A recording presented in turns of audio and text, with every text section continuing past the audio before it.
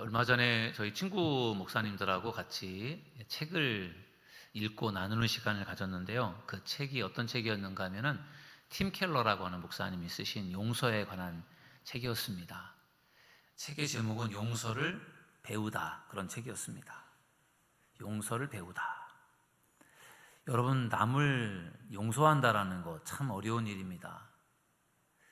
나에게 상처를 주고 나의 마음을 아프게 하고 나한테 뭔가 잘못한 사람을 용서한다라는 것이 그게 얼마나 어려운 일입니까? 남이 용서하지 못하는 걸 보면서 왜 용서를 못할까?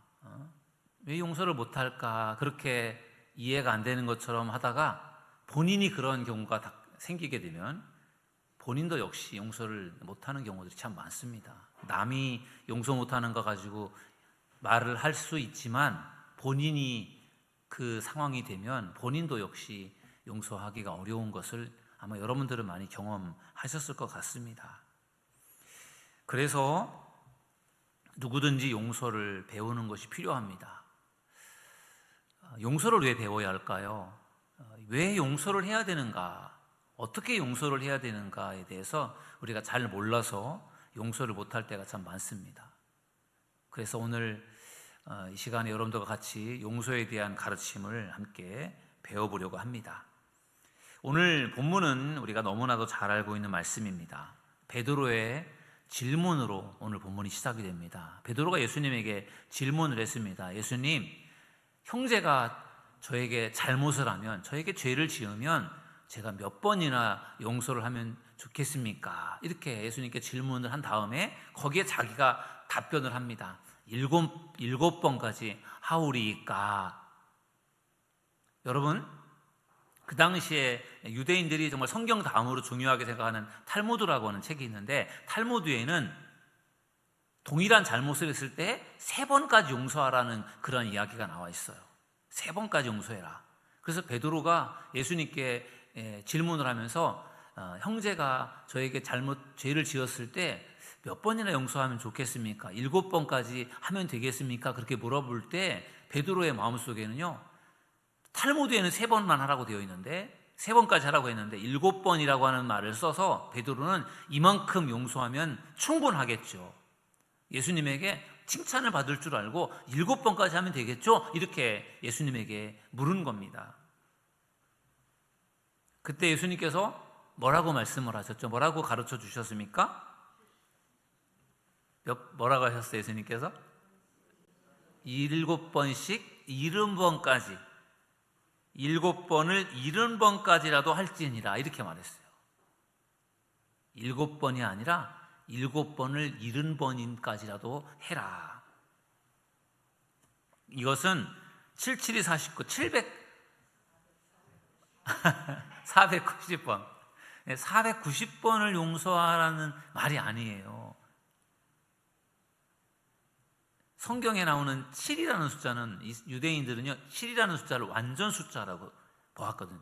우리는 럭키 세븐이다 그래서 7 하면은 뭐 행운의 숫자라고 생각을 하는데, 성경에 나오는 그 7은 완전 숫자, 12도 완전 숫자거든요. 그래서 7번을 70번까지라도 하라고 하는 이 말씀은요, 정말 끊임없이 용서하라. 어떻게 하면 용서에는 끝이 없다, 그런 말씀을 예수님께서 가르쳐 주신 줄로 믿습니다. 490번을 용서하면 된다? 그게 아니에요. 끊임없이 용서해야 되고, 용서는 끝이 없는 것이다, 한도가 없는 것이다 라고 하는 것을 예수님께서 가르쳐 주신 것입니다.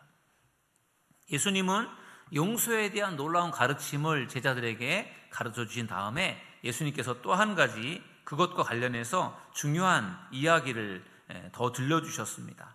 용서에 관한 그 어떤 예수님의 가르침을 뒷받침할 수 있는 또 중요한 이야기를 들려주셨는데, 그것이 바로 1만 달란트를 탕감해주는 그 이야기를 예수님께서 들려주셨습니다. 그래서 1만 달란트를 탕감해주시는 이 이야기는 예수님께서 용서에 관한 이야기와 함께 들려주신 말씀이기 때문에 이 이야기가 매우 중요합니다. 주인에게 1만 달란트의 빚을 진 종이 있었습니다. 그 종은 이 1만 달란트를 갚을 능력이 없었어요. 주인이 그 빚을 갚으라고 했더니 이 종이 조금만 기다려주세요. 제가 어떻게 쓰든지 갚을 테니까 조금만 기다려달라고 그렇게 부탁을 합니다. 그때 주인이 그 빚을 탕감을 해줍니다. 탕감을 해줬다라는 것은 그 빚 자체를 없애주신 거죠. 어떻게 보면 그 부채에 대한 일종의 뭐라고 할까요? 그 부채에 관한 어떤 그 영수증 증명서를 없애버린 거예요. 여러분 1만 달란트라는 돈이 얼마나 큰 돈이냐 하면은요, 1달란트는 노동자 한 사람이 20년 동안을 일을 해서 벌어야만 1달란트의 돈을 벌 수 있어요. 노동자 한 사람의 노동자 한 사람의 1년 연봉을 예를 든다면요, 5천만 원이라고 한다면은 20년 동안 노동자가 20년 동안을 끊임없이 일을 해서 모을 수 있는 돈이 얼마예요? 1억이 되나요? 아니죠. 20년이면 5, 20, 10억이 되나요? 아무튼 노동자가 20년 동안을 일을 해서 연봉으로 받을 수 있는 그 돈이 그게 1달란트예요. 근데 그것이 1만 달란트잖아요. 1만 달란트. 이 1만 달란트. 그래서 이것을 노동자의 연봉이 5천만 원이라고 할 때 이 돈을 환산을 하니까 얼마큼의 돈이 되는가 하면요, 무려 8조예요. 8조. 8억도 아니고 8조예요. 8조. 1만 달란트라는 돈이 엄청나게 많은 돈이에요. 그러니까 그 1만 달란트라고 하는 빚 8조의 빚을 지었는데 그 빚을 탕감해 주었다라는 거는 이건 정말 상상할 수 없는 일이잖아요. 뭐 1억도 아니고 8조에 해당되는 8천억 다음에가 8조잖아요. 그리고 상상할 수 없는 엄청난 돈을 이 주인이 탕감을 해준 겁니다. 왜냐하면은 이 빚을 진 종이 그 1만 달란트라고 하는 돈을 절대로 갚을 수 없는 사람이에요. 죽었다 깨어나도 절대로 갚을 수 없는 돈이기 때문에 주인이 그것을 탕감을 해준 거예요. 그래서 이 종이 주인에게 엄청난 은혜를 입고 빚을 탕감받은 다음에 기쁜 마음으로 집으로 돌아가다가 자기에게 빚을 진 자기의 동료를 만났어요. 그 동료는 얼만큼의 돈을 빌린 사람인가 하면 100데나리온. 아까 달란트였는데 달란트는 노동자의 20년 연봉치가 1달란트인데 1데나리온은 노동자의 하루 품삯이에요. 그래서 100데나리온이면 100일 품삯. 예를 들어서 하루 품삯이 20만 원이라고 하면 2천만 원에 해당되는 돈이에요. 100데나리온이면. 그러니까 100데나리온 2천만 원 큰 돈이죠. 그 돈을 자기 동료에게 돈을 빌려줬는데 그 동료가 안 갚으니까 그 돈을 갚으라고 막 하다가 안 갚으니까 좀 사정을 얘기하면서 조금만 기다려달라, 나중에 갚을 테니까 꼭 갚을 테니까 조금만 기다려달라 이렇게 하니까 빨리 갚으라고 하면서 어떻게 했어요? 그 동료를 옥에 갇히게 했어요. 빚을 갚지 않는다는 이유로 그를 옥에 가두게 되었습니다. 자신은 8조의 엄청난 빚을 탕감받고 자기에게 한 2천만 원 정도 빚진 사람을 돈 안 갚는다고 그 사람을 감옥에 가두는 그 일을 한 사람이 바로 이 종이에요. 그 이야기를 감옥에 갇히게 된 그 사람의 동료들이 그 이야기를 듣고 너무나도 화가 나고 속상해서 그 이야기를 이제 주인에게 가서 들려준 거예요. 주인에게 이렇게 엄청난 1만 달란트를 탕감받은 사람이 자기에게 100데나리온을 빚진 사람이 빚을 갚지 않는다고 그 사람을 감옥에 가두었으니 어떻게 그럴 수가 있습니까? 그러니까 이 주인이 화가 나서 당장에 그 종을 잡아오라 그래가지고요, 그 종에게 이렇게 추궁을 합니다. 오늘 본문에 보면요, 32절에 보면은 이에 주인이 그를 불러다가 말하되 악한 종아, 내가 빌기에 내가 내 빚을 전부 탕감하여 주었거늘. 악한 종이라고 부르고 있어요. 정말 악한 종이죠. 은혜를 모르는, 정말 어마어마한 빚을 탕감받은 그 사람이 자기에게 빚을 진 사람, 그 자기가 탕감받은 빚에 비하면 정말 세 발의 피도 안 되는 그 작은 돈을 자기는 그것을 받으려고 그것을 그 사람을 옥에다 가둘 정도로 그런 행동을 하는 그 종을 주인은 악한 종이라고 말하면서 뭐라고 계속해서 표현하는가 하면요, 내가 너를 불쌍히 여긴 같이 너도 내 동료를 불쌍히 여김이 마땅하지 아니하냐. 나도 너를 불쌍히 여겨서 너의 돈을 탕감해 주었는데 어떻게 너는 너의 동료를 불쌍히 여기지 않느냐. 악한 종아 하면서 종들을 시켜서요, 그를 감옥에 가두도록 그렇게 했습니다. 어마어마한 빚을 탕감받은 사람이 자기에게 작은 빚을 진 사람을 용서해 주지 않고 그 사람을 감옥에 가두었다가 자기도 감옥에 갇히게 되었으니 참 기가 막힌 일인 거죠. 엄청난 은혜를 입고 그리고 나서 감옥에 갇히게 되었으니까 참으로 안타까운 일이죠.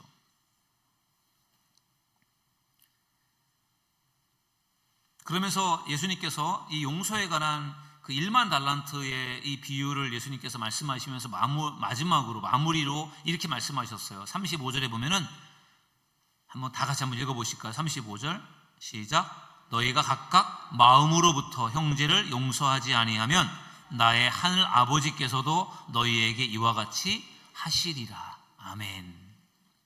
마음으로부터 용서하라고 예수님께서 가르쳐 주셨어요. 마음으로부터. 말로만, 입술로만 미안해, 잘못했어, 용서해줘, 이 말로만 하는 게 아니라 마음으로부터 정말 진실하게 용서해야 그게 진짜 용서지, 말로만 하는 용서는 그것은 소용이 없다라는 거죠.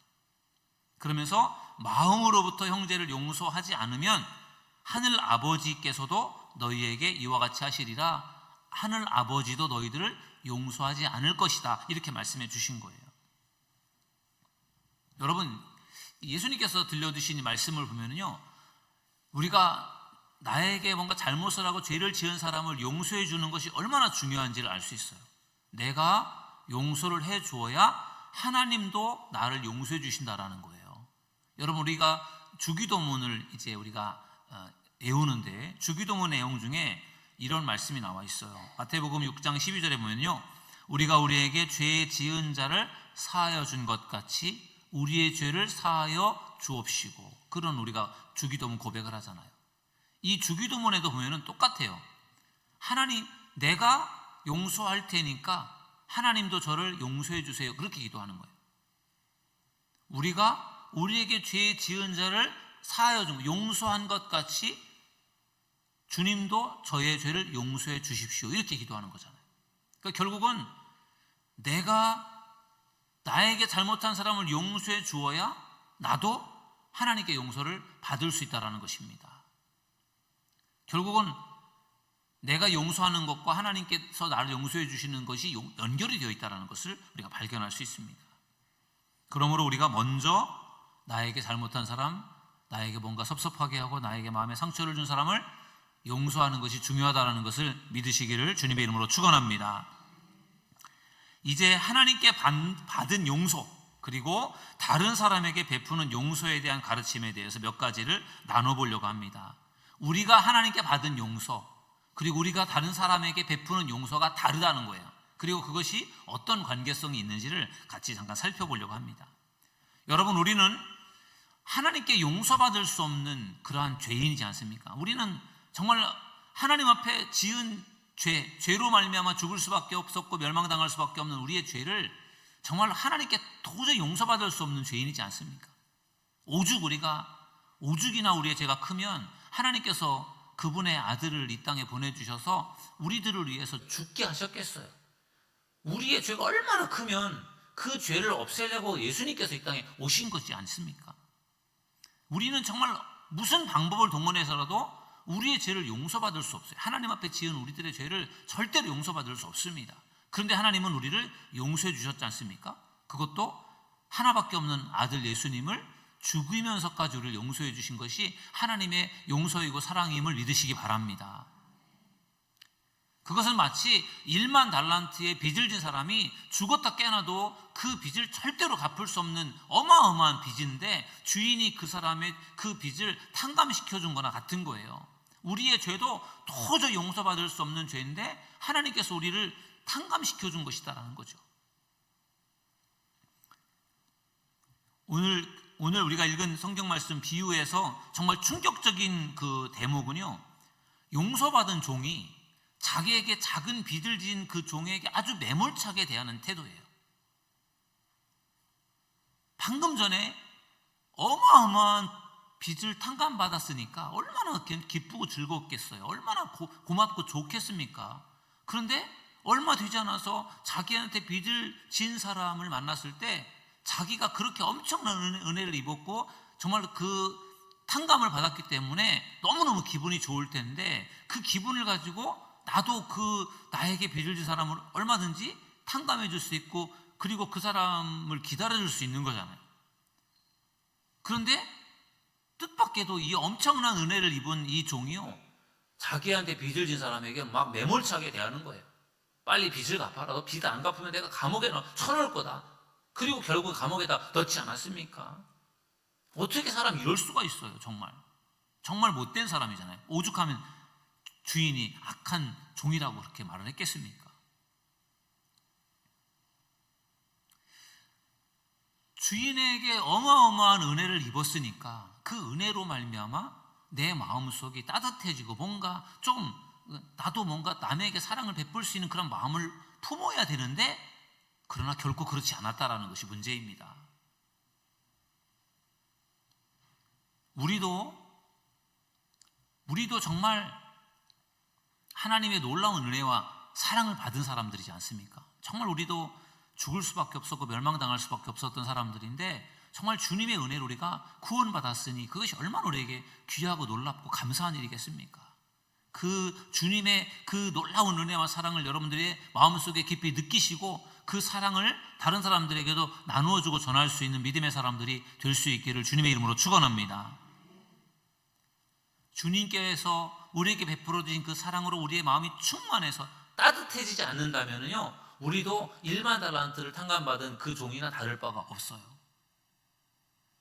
주님의 그 놀라운 은혜와 사랑을 우리가 받았다면 마땅히 우리도 그 사랑을 흘러 보내야 될 줄로 믿습니다.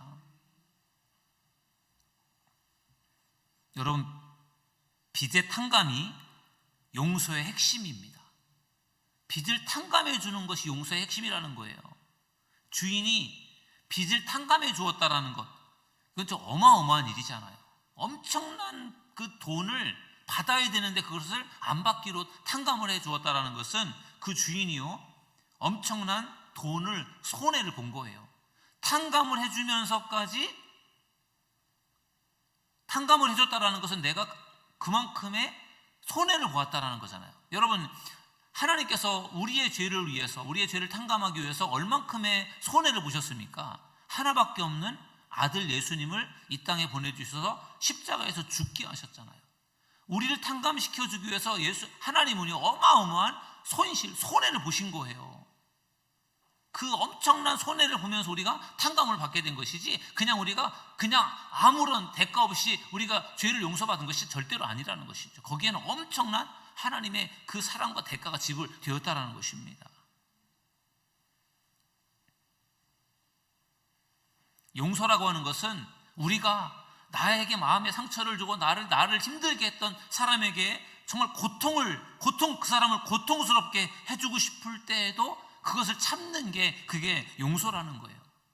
나한테 너무 못된 일을 해서 내가 그 사람한테 더 많이 안 좋게 갚아주고 싶은 마음이 있지만 그걸 참는 것, 그것까지도 포기하는 것이 그게 바로 용서라는 것입니다. 그렇게 한다는 것이 얼마나 어려운 일입니까?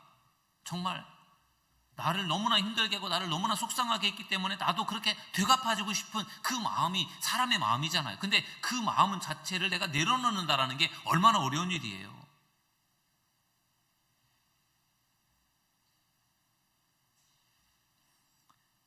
또한 오늘 우리가 잘 알고 있는 이 용서에 대한 비유에서 우리에게 중요한 교훈을 주고 있는데, 이 교훈은 뭐냐면요, 인간의 용서가 하나님께 받은 용서에 기초되어 있다는 거예요. 그 결국 우리가 용서할 수 있는 이유는 하나님이 우리를 용서해 주셨기 때문에 우리도 그렇게 할 수 있다는 것이죠.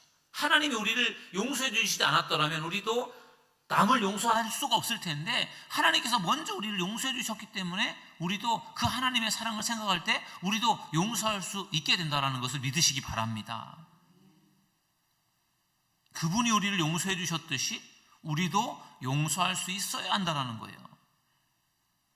그리고 다른 사람을 용서하지 않는다면 결국은 우리도 하나님께 용서받을 수 없다라는 말씀이기도 한 것이죠. 그러니까 누군가를, 남을 용서한다는 것이, 그것이 결국은 굉장히 우리에게 중요한 부분이라는 거예요. 우리가 누군가를 용서하지 않으면 영적인 옥살이를 초래하게 될 것입니다. 무슨 말인가 하면요, 용서하지 않으면 우리가 영적으로 옥살이하는 것 같이 느껴질 수 있다는 거예요. 누군가에게 분노와 악감정을 품은 채로 계속해서 상대를 빚을 진 사람처럼 여긴다면 그때 그 사람은 마치 감옥에 갇혀 있는 삶을 사는 것 같은 삶을 살게 된다는 거죠. 나에게 잘못하고 나에게 죄를 지은 사람을 용서하지 못하고 그 사람에 대한 나쁜 감정과 분노를 가지고 살면은 그것 때문에 나도 역시 마치 힘들고 어려운 삶을 살게 된다는 것이죠. 결국 나도 그 분노와 악감정에 사로잡혀 살기 때문에 늘 기분이 안 좋고 언짢고, 그리고 늘 불쾌하고, 그리고 불안하고, 뭔가 좀 행복하지 못하게 된다는 거예요. 그렇기 때문에 결국은 우리가 힘들게 했지만 용서를 할 때 우리가 영적인 감옥에서 벗어날 수 있다는 것을 믿으시기를 주님의 이름으로 축원합니다. 나에게 잘못을 하고 죄를 지은 그 사람을 미워하고 그 사람에 대한 악감정을 가지고 계속 살면은 그것 때문에 나도 역시 인생이 행복하지를 못하다는 거예요. 그래서 결국은 용서라고 하는 것은 용서를 하는 사람이나 용서를 받는 사람이나 두 사람 모두에게 유익을 주는 것임을 믿으시기 바랍니다. 용서를 하지 않으면 용서하지 않는 나도 마음이 불편한 것이고, 용서하지 않았기 때문에 그 상대방도 계속 불편할 수밖에 없는 거죠. 결국은 용서하지 못할 경우에는 결국은 둘 양쪽이 다 불편하고 힘들 수밖에 없다라는 거죠. 그러나 용서를 하게 되면 결국은 나도 어떻게 보면 그 사람에 대한 어떤 그 악감정에서 벗어날 수 있는 것이고, 또 상대방도 용서해 줌으로 말미암아 내가 용서를 받았기 때문에 나도 마음의 편안함을 가질 수 있게 되고, 그래서 결국은 용서가 중요하다라는 것이죠. 그러나 그것이 결코 쉬운 일이 아니죠. 쉬운 일은 아니지만 결과적으로 놓고 볼 때 용서를 해야만 서로에게 유익하다는 것을 여러분 믿으시기를 주님의 이름으로 축원합니다. 우리가 어떻게 용서할 수 있습니까? 나를 힘들게 하고 나에게 상처를 준 사람, 목사인 저도 사실은 쉽지 않아요. 용서한다는 것이. 그런데 어떻게 하면 용서할 수 있느냐? 하나님의 그 용서를 생각하면 우리가 용서할 수 있어요. 하나님께서, 왕이신 하나님께서 종의 모습으로 이 땅에 오셨잖아요. 그 왕이신 신이신 하나님이 이 땅에 오신 것은 그것은 우리를 용서하기 위함이었습니다. 하나님께서 인간이 되어서 이 땅에 오시는 그 사랑이 얼마나 대단한 거예요. 그만큼의 하나님의 사랑이 우리를 향한 사랑이라고 할 때 그 사랑을 우리가 안다면 하나님의 사랑을 안다면 우리도 남을 용서할 수 있게 될 줄로 믿습니다. 예수님께서 여러분 십자가에 달려 죽으실 때 자기를 십자가에 못 박는 사람들을 위해서 무엇을 하셨죠? 예수님을 십자가에 못 박는 사람들을 위해서 예수님께서 기도하셨어요. 그들에게 욕을 하고 그들에게 악을 쓰고 이러지 않았어요. 예수님을 십자가에 못 박는 사람들 얼마나 밉고 얼마나 싫겠어요. 근데 예수님은요, 성경에 보면은 이렇게 기도하십니다. 아버지, 저들의 죄를 사하여 주옵소서. 자기들이 하는 것을 알지 못함이니이다. 아멘. 예수님을 십자가에 못 박는 그 사람들을 위해서 예수님께서 불쌍히 여겨달라고, 그들의 죄를 용서해달라고 예수님께서 기도하고 있어요. 이게 상상할 수 있는 일입니까? 오히려 나를 십자가에 못 박는 사람들을 저주하고 욕하고, 그게 어떻게 보면 사람들의 모습일 수 있는데, 예수님은 자기를 못 박는 사람들조차도 하나님께 용서해달라고 기도하신 것이 예수님의 용서이고 사랑임을 믿으시기 바랍니다. 우리는 그것을 배워야 될 줄로 믿습니다.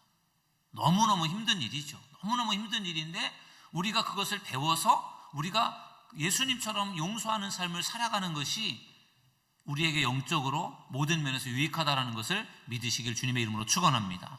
예수님께서 이 땅에 오셔서 우리를 위해서 십자가 달려 죽으신 그 예수님의 그 사랑과 희생과 용서를 통하여 우리가 구원받게 된 것처럼 우리도 누군가를 용서하며 우리가 살아갈 때 우리는 그 용서를 통해서 우리는 하나님께 용서받을 수 있는 것이고, 우리는 그 용서를 통해서 우리가 정말 나의 어떤 나쁜 감정 속에서 벗어날 수 있을 것이고, 자유함을 얻을 수 있을 것이고, 그리고 더 행복한 삶을 살 수 있게 될 줄로 믿습니다. 오늘 예수님께서 가르쳐 주신 용서, 77번씩 70번까지가 아니라 정말 주님의 그 용서와 사랑을 우리가 배운다면 우리가 늘 용서하면서 우리가 살아갈 수 있게 될 것이고, 하나님의 용서를 우리가 기억한다면 우리도 용서하며 살아갈 수 있게 될 줄로 믿습니다. 그 하나님의 용서를 꼭 기억하시고 우리도 그 용서를 실천하며 살아갈 수 있는 믿음의 성도들 다 되시기를 주님의 이름으로 축원합니다.